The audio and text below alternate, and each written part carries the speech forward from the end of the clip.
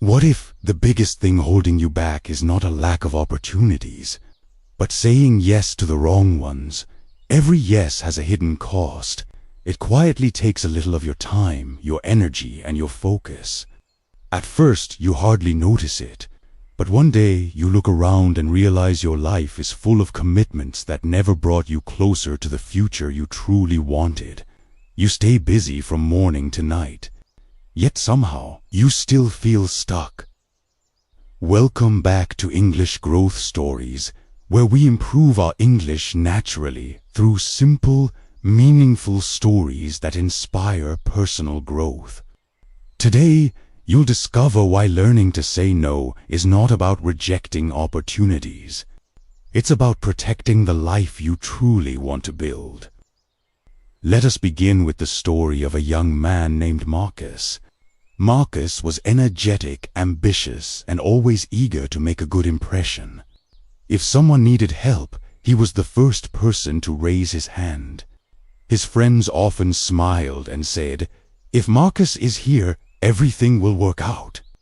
Hearing those words made him feel useful, and over time he built one simple rule for his life: always say yes. He believed every invitation, every project, and every favor might become the opportunity that changed his future. Deep inside, he feared that saying no even once might close the door to something important. So whenever a coworker asked Marcus to stay late, he agreed without hesitation. When someone he knew needed help moving furniture across town on a weekend, Marcus quietly canceled his own plans and showed up with a smile. When a neighbor asked him to manage a local community project, he accepted before even checking his schedule. At first, everything felt right. People appreciated him. They thanked him, trusted him, and admired how dependable he was. Marcus believed he was building a successful life. But as the months passed, those yeses slowly became a heavy weight. His calendar was filled from early morning until late at night. Sticky notes covered his desk. Half-finished projects competed for his attention. Every day felt like a race against the clock, yet no matter how fast he worked, another request was already waiting. He wasn't lazy. He wasn't wasting time. He was simply giving too much of himself away. The hardest part wasn't the long hours.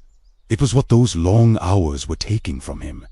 Marcus had always dreamed of becoming a master craftsman, creating beautiful wooden furniture with his own hands. At home, a small workshop waited quietly for him. His tools rested exactly where he had left them months before. A thin layer of dust now covered the workbench that once filled him with excitement. Every evening he promised himself he would return tomorrow. Tomorrow became next week. Then next month, until 6 months had quietly passed. While Marcus spent his days helping build everyone else's dreams, his own dream sat silently in the corner, waiting for him to come back.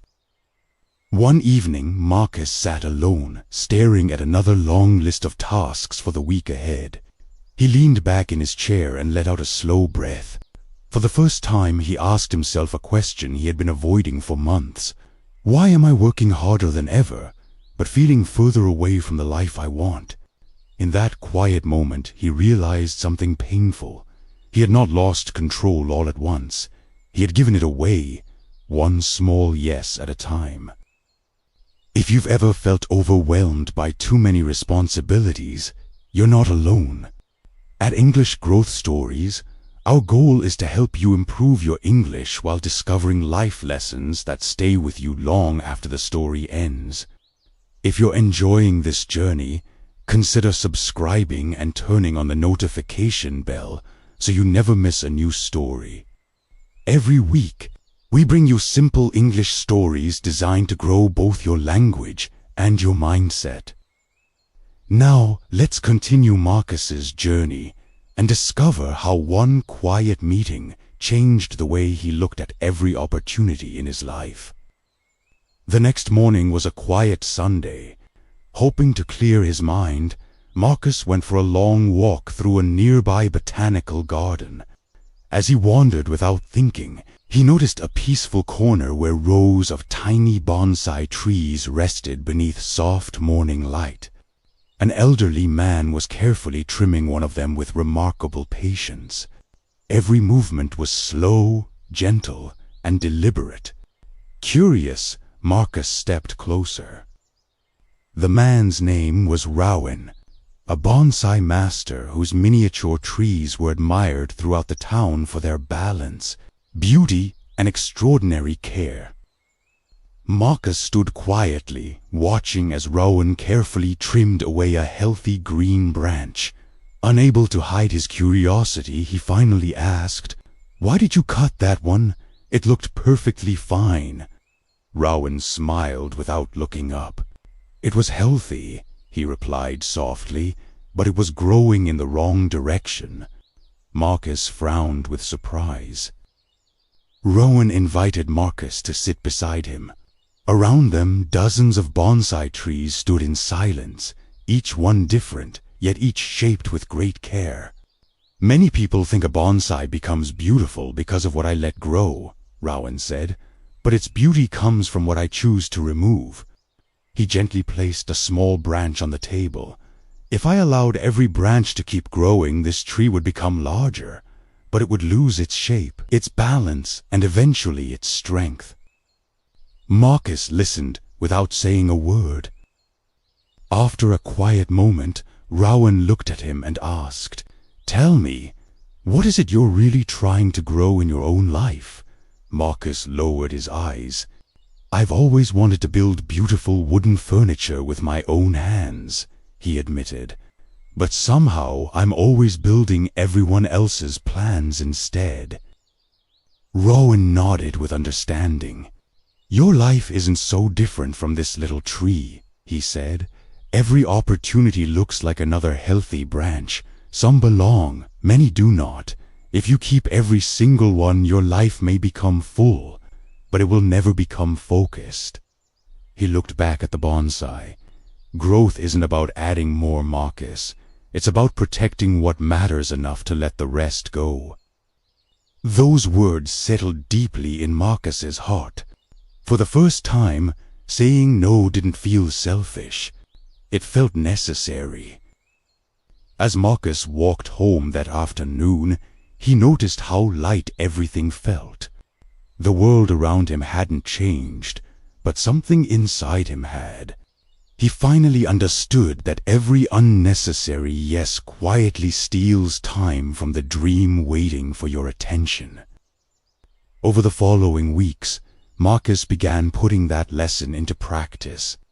When a coworker invited him to another project that had nothing to do with his goals, Marcus thanked him sincerely but declined. When someone asked for a favor that would take away another evening in his workshop, he politely explained that he had already made a commitment to his own work.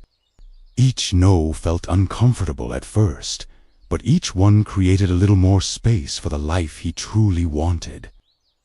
Slowly, his evenings belonged to him again. The dust disappeared from his workbench. The familiar sound of carving tools filled the room once more. Piece by piece, Marcus crafted a beautiful wooden dining table with complete focus and care. When he finished, he gently ran his hand across the smooth surface and smiled. It wasn't simply a table. It was a reminder that he had finally chosen his own future. Before long, a local customer bought the table and recommended Marcus to others. More orders followed, not because Marcus worked longer hours, but because he invested his best energy where it truly belonged. Within a year, his small workshop had grown into a successful business that brought him both financial stability and genuine joy. Marcus's story reminds us that success isn't measured by how many opportunities you accept. It's measured by how intentionally you choose them. Every commitment asks for a piece of your life. Choose the ones that reflect your values, protect your purpose, and move you closer to the person you want to become. Before we finish, I'd like to ask you one question. Is there something in your life that deserves a respectful no? Maybe it's a commitment, a habit, or a distraction that's quietly pulling you away from your biggest dream. Share your thoughts in the comments below. Your answer might encourage someone else to make the same brave decision. If you enjoyed improving your English with this story, please give this video a like, subscribe to the channel, and turn on the notification bell so you never miss a new English growth story. Thank you for spending these few minutes with us. Keep practicing your English, protect your time wisely, and remember, just like a bonsai tree, your life becomes more beautiful not because you keep everything, but because you have the courage to let the wrong things go. We'll see you in the next story.